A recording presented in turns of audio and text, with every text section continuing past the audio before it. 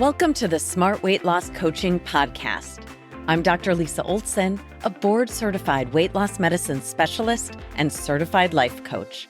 In this podcast, I'll share fresh insights and effective techniques for incorporating mindset, habit change, and proven science into your life. Are you ready to achieve sustainable weight loss, wellness, and longevity? Then let's jump in and lose weight the smart way. Welcome back. A few years ago, I decided I wanted to become a guest on other people's podcasts because I thought it would be a great way to become a better podcaster myself and hopefully introduce more people to the science and psychology of sustainable weight loss. One of the first podcasts I had my eye on was Mel Robbins' podcast. At the time, we actually had some things in common. We had both launched our podcasts in our mid-50s, and she was only about a year ahead of me. I figured, I'm a physician who spent more than 25 years helping people shift their mindset and habits in order to lose weight and improve their health. So I'd probably be a good fit for an episode with her. My assistant put together what I thought was an excellent pitch and sent it off.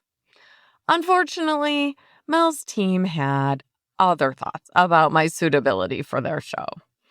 A few days later, we received a very kind rejection email. Let's just say they were much nicer about saying no than my brain was. The rejection itself wasn't really the problem. It was the story my brain immediately started creating. I guess I don't belong on a podcast like that. Or I guess I'm not the caliber of guest they were looking for.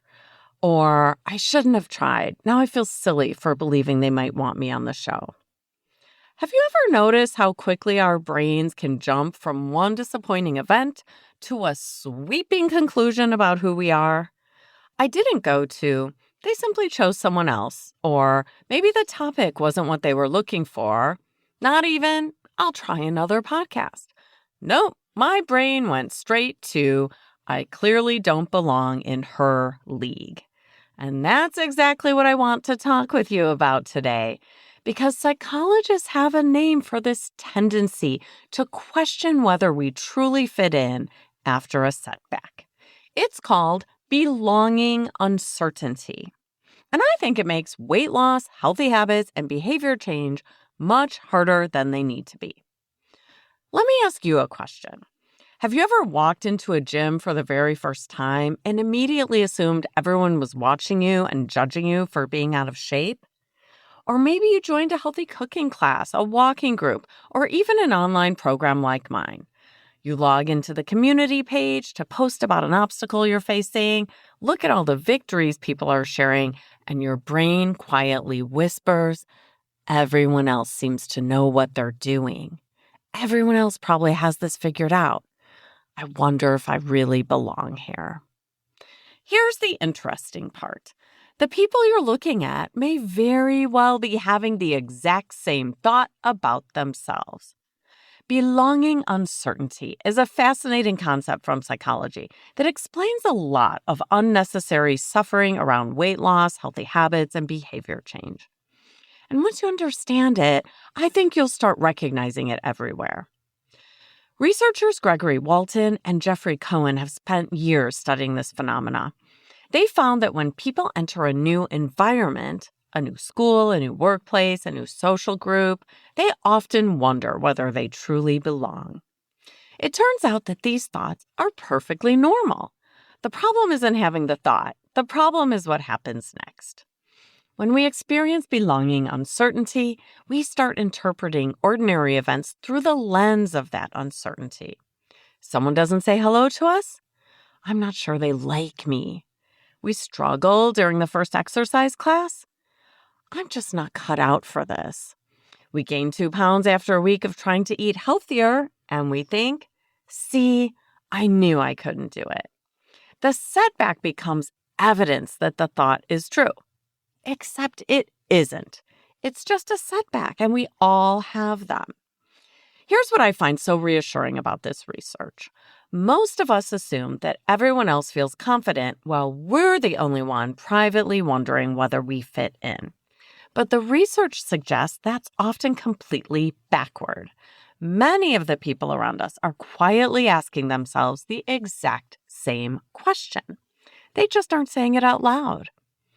Imagine someone who's decided to prioritize their health after years of putting everyone else first. This sounds like most of the people I work with. They finally gather the courage to join a gym. The first day, they don't know where the locker room is. They aren't sure how to adjust the weight machines. They worry they're doing the exercise incorrectly. Meanwhile, they look around and think, everyone else belongs here except for me. Or maybe someone joins Weight Loss Strategy Lab, my program. The first week, they struggle to meal prep. They overeat one evening, they feel defeated, and have some chocolate. They skip a planned walk because work got crazy, and they forgot to keep tracking their food. Instead of thinking, well, that was a pretty normal week, I'll just try again tomorrow because Lisa always says we get good at what we practice. Instead, their brain says, everyone else is succeeding. Maybe I don't belong here. Can you feel how different those two interpretations are? The event is identical, only the interpretation changes, meaning the thought about the event changes. One of the biggest mistakes we make is assuming our feelings are evidence that our thoughts are true. If I feel awkward, I must not belong. If I feel like an imposter, I probably am one. If eating healthy still feels difficult, I'm clearly never going to be one of those healthy people. But feelings aren't facts, and neither are our thoughts. Sometimes they're simply our brain's best guess, and our brain doesn't always get it right. In fact, one of the brain's primary jobs is to protect you from social rejection. Thousands of years ago, belonging to a group wasn't just emotionally satisfying, it was necessary for survival. Being excluded from your community could literally be life-threatening. So our brains evolved to be incredibly sensitive to signs that we might not fit in. The problem is that modern brains sometimes detect danger where there really isn't any. And that's where belonging uncertainty becomes so interesting. It doesn't just make us uncomfortable, it creates stress where none needed to exist.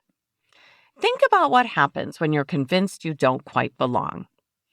You start scanning every interaction for evidence.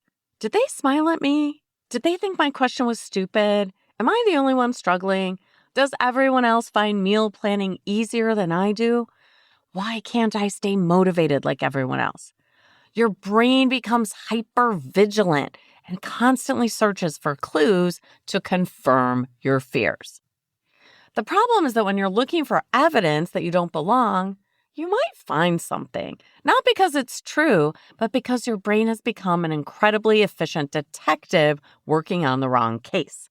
And as we've talked about before on this podcast, chronic stress doesn't exactly help us build healthy habits.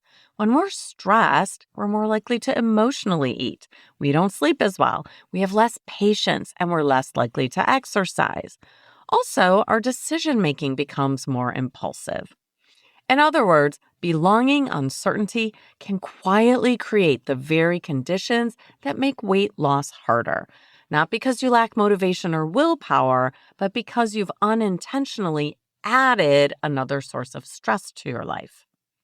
Here's another example that I see all the time. Someone decides to start bringing healthy lunches to work. They're excited about their big salad with grilled chicken and vegetables.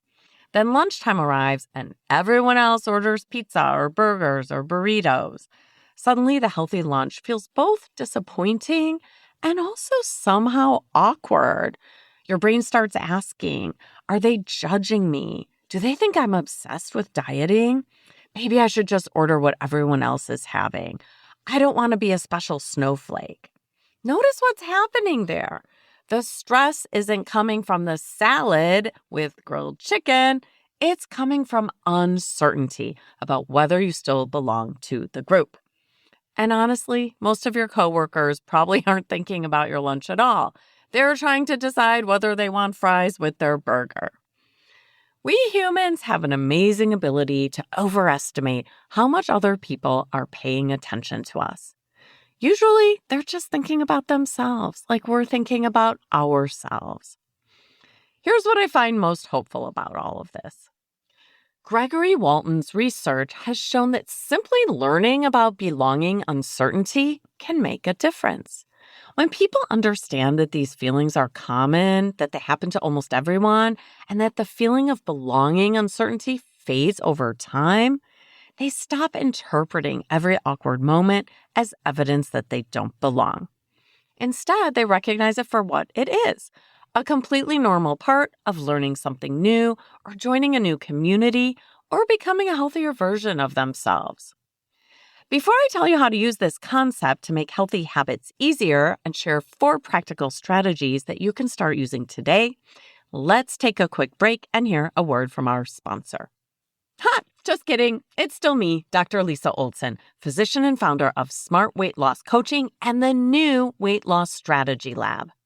At Weight Loss Strategy Lab, we teach, experiment, reflect, and explore the latest science around weight loss, longevity, habit change, and health. I bring all of this to my live weekly strategy sessions on Zoom alongside our signature courses that you can access at your convenience within the program. The biggest shift is in mindset. In the Strategy Lab, we approach weight loss like scientists, not like judges.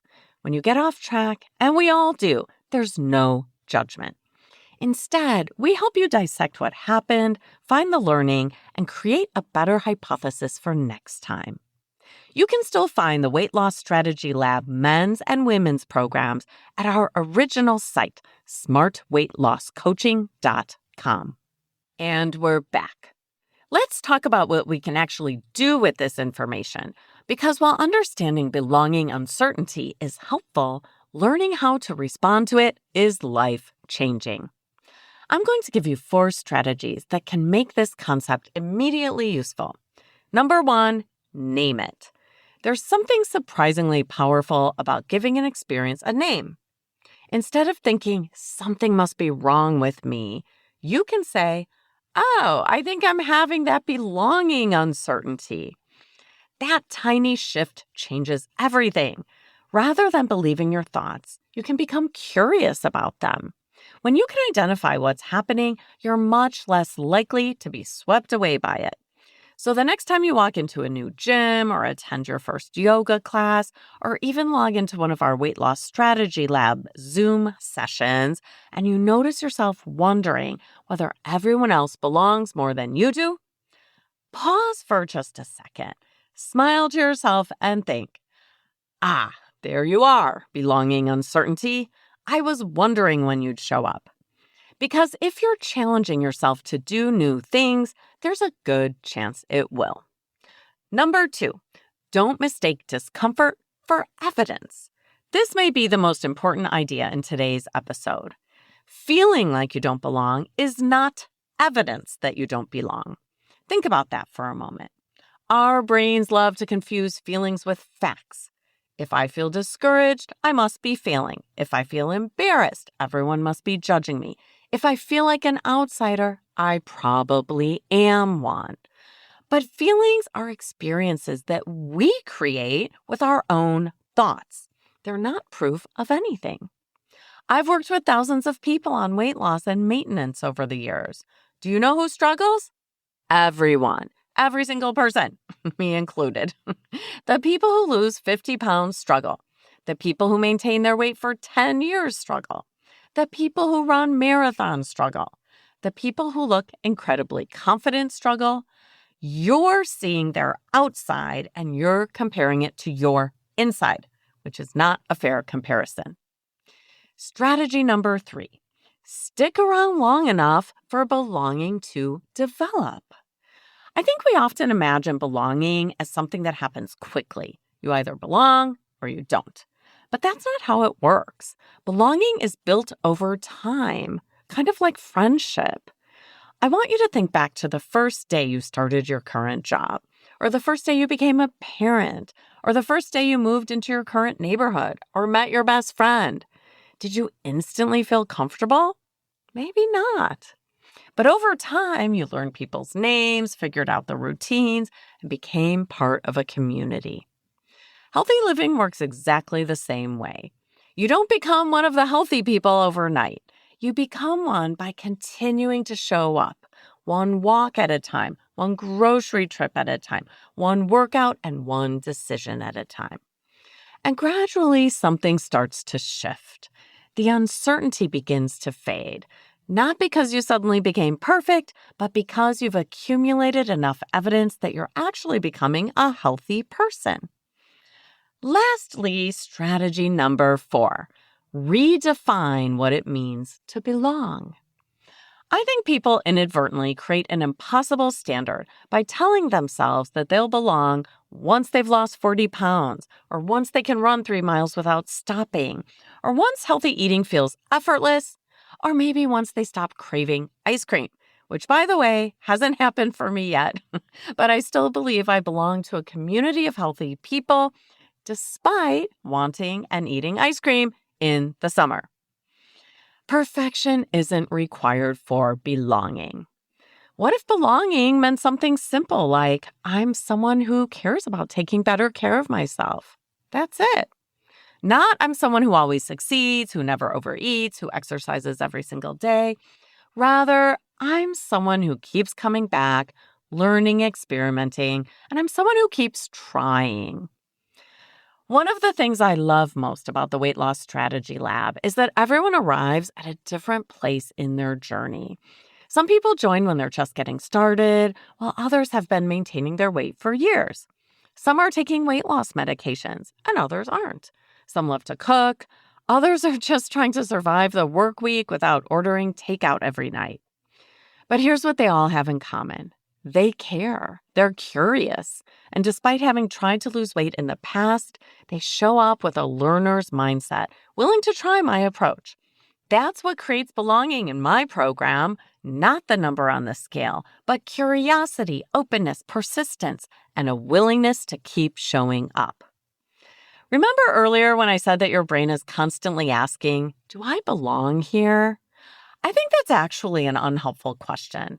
A better question might be, am I or am I becoming the kind of person who values my health? Because if the answer is yes, you already belong. You don't earn belonging after you've reached your happy weight or after you've achieved some fitness milestone. You belong because you're someone who's willing to learn and to keep showing up, even when that feels uncomfortable. And honestly, that's true of almost every meaningful thing we ever accomplish in life. I want you to simply keep showing up until belonging quietly catches up with you. Looking back on that email from Mel Robbins' team, I see it very differently now. Instead of thinking, I don't belong on a podcast like that, I now think maybe the timing wasn't right, or they had other guests lined up. Maybe they weren't looking for a weight loss expert at that time. Or maybe I simply wasn't ready yet. And now that I've gained more years of experience, I'm ready to try again. Belonging isn't something someone else grants you with an invitation. It's something you build by continuing to show up, continuing to improve, and continuing to do meaningful work, which I feel I'm doing. Ironically, if I had let that rejection convince me that I didn't belong in the podcasting world, this episode wouldn't exist. Okay, friends, it's time for your NBA, your next best action. I'd like you to make one commitment this week. Stay. Stay in the exercise class, or in the walking group, or in the cooking class. Stay in the weight loss strategy lab. Stay with your health habits long enough for belonging to develop. Because I have a feeling you're going to discover something, that you belonged all along. You just needed this nudge for your brain to realize it. You've got this. Thanks so much for listening. If you'd like more support during your smart weight loss journey, check out our group coaching program at smartweightlosscoaching.com. Until next time, stay well and stay smart.